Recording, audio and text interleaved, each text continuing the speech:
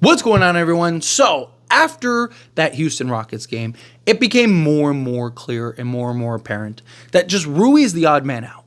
I have talked about it since we've gotten Dorian Finney Smith. I've talked about how, it's an awkward fit and a redundancy since last season, right? When he started playing the three. I love Rui. I like Rui a lot, but he's just never going to find a place on this Lakers team as long as LeBron and AD are on this team. Because a lot of people are like, oh, well, post LeBron, Rui can slot in at the 4. That's not going to happen. Post LeBron, what's going to happen is AD is going to go to the 4 and they're going to bring in a 5. Because AD doesn't want to play the 5. The only reason he plays the 5 is because of LeBron James, because he understands LeBron has to play the 4 at this stage of his career. So Rui, even after LeBron, is probably never going to be able to play more than the 3 spot, which he's not a 3. He has done a very good job, to his credit, of molding, adapting, kind of conforming his game to the best of his ability to slot in and play the 3. And he's had moments where he's impactful, and he has moments where he's really good. And that's great. But you already saw the issues with Rui Hachimura pre-Dorian Finney Smith. It was very apparent, very obvious, right? But now that you have Dorian Finney Smith, and remove the fact that like he just, is just the better fit at the 3. He's just the better 3.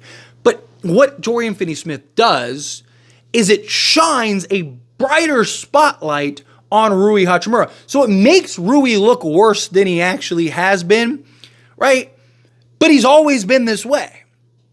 Right, but because we can justify it, right? And you can have those kind but Rui has to play 3. It's why I'm not as critical on Rui as I have been on some of these other guys. I've still criticized Rui. I've still had complaints about Rui, but I'm not on him as much as possible. And usually my response is because he's playing a position that he's not even supposed to be playing. He's not a 3. He's never going to be a 3. He's not going to magically become more athletic and more, and just develop better lateral quickness and all this stuff. It's just not going to happen, right? So I kind of take that into account. I take that into the equation when I'm explaining it or when I'm criticizing or, explaining him.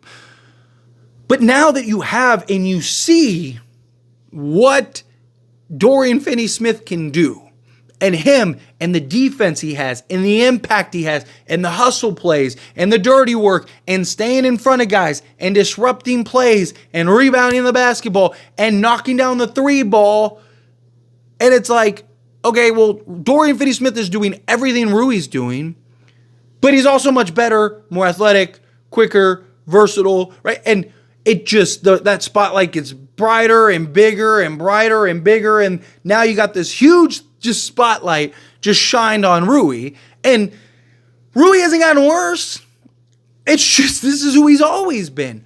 But because of Dorian, because more and more people are seeing the difference, right? It's like, oh, wow, right? Like, I don't know, like you look at a replica car and you look at a real car and it's like, oh man, the replica looks, that looks clean. Look at that. Just looks just like a Lambo, man. And, and it's like, you take it for that test drive and it doesn't really sound like a Lambo, right? But man, it looks so nice. Look how clean it is. And then a real Lambo pulls up and you're like, oh wow. Like I didn't notice the paint. I didn't notice, the wheels. I didn't notice this, that, like, it makes this that originally looked great, or a different car, Porsche to Ferrari, right? Whatever, right? Like, it's just like, once you see what you really need, or the real version of that, it's like, wow. Because again, Dorian Finney-Smith's just the better all-around player. You want to argue that he's not as good offensively as Rui and stuff like that, fine, whatever, but he's the better all-around player. And I said that from the moment we traded for him. Got a lot of people that were like, what does he do that Rui can't? And I'm like, everything. Except for you could argue shooting, although Dorian Finney-Smith this season has a 2% worse three-point shooting percent on 3 more attempts than Rui, so on a higher volume.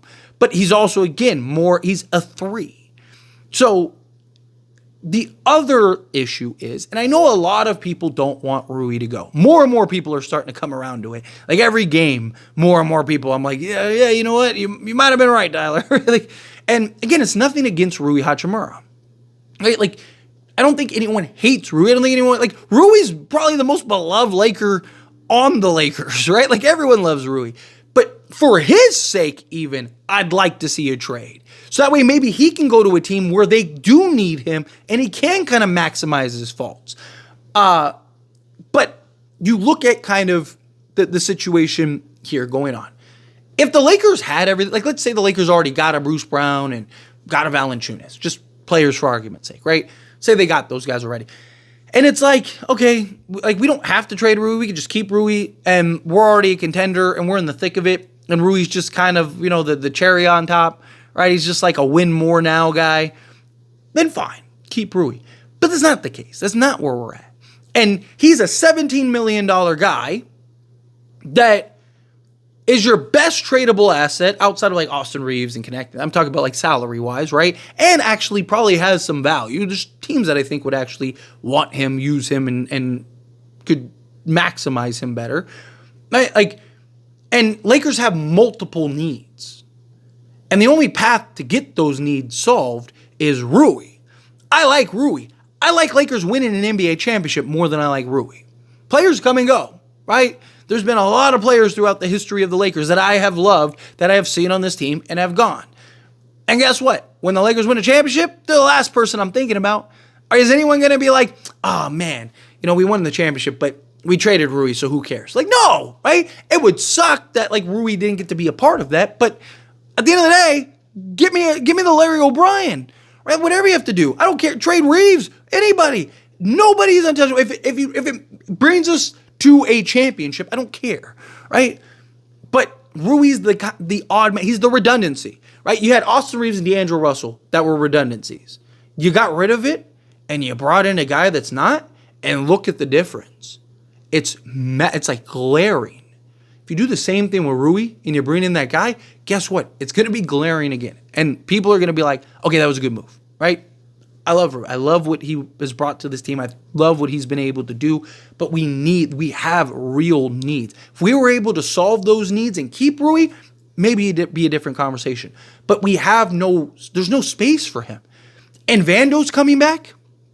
And when Vando comes back, maybe not right away, but at some point, Vando's going to be more important than Rui Hachimura.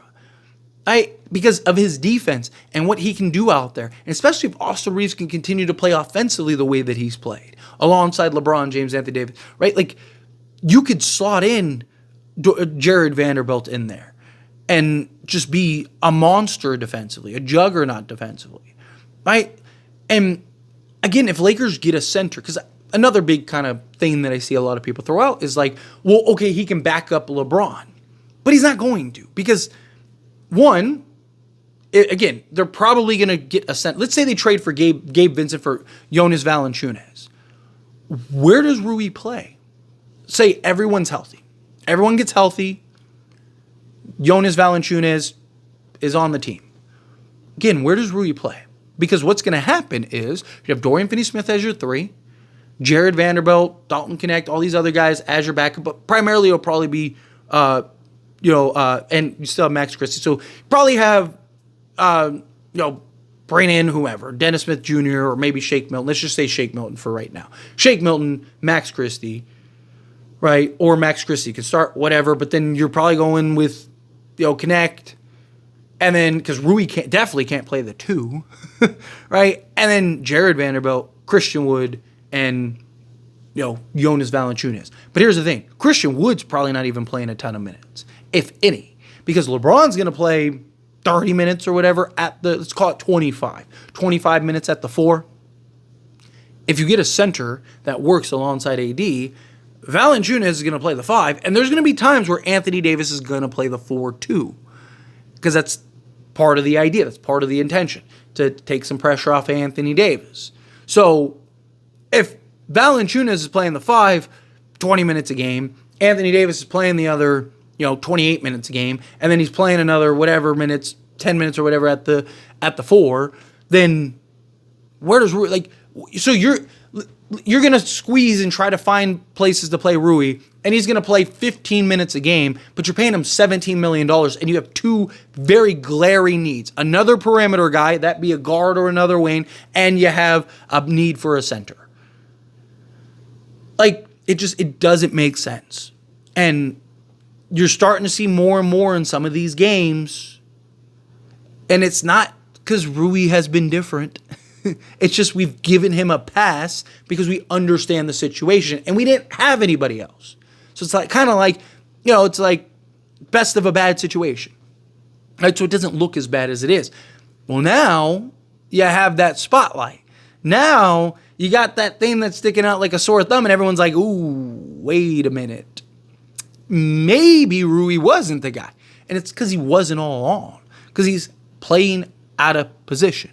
And he's always going to play out of position as long as he's on the Lakers. So if you can turn somebody that is a redundancy out of position into a player that isn't a redundancy and is in position, you're going to get the same effect that you have with Dorian Finney Smith.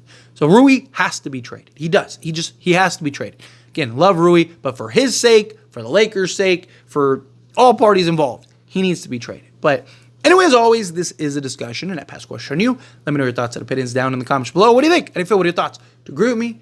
Disagree with me? Kind of mixed in the middle? However you feel, whatever your thoughts are. Love to hear it either way. So let me know down in the comments below. That being said, if you haven't liked this video, hit that like button. Helps me a lot. So we enjoy these types of videos, and I truly appreciate it. Not subscribe to the channel, hit that subscribe button. Turn on the bell notifications. Appreciate y'all. See you in the next one. Thank you.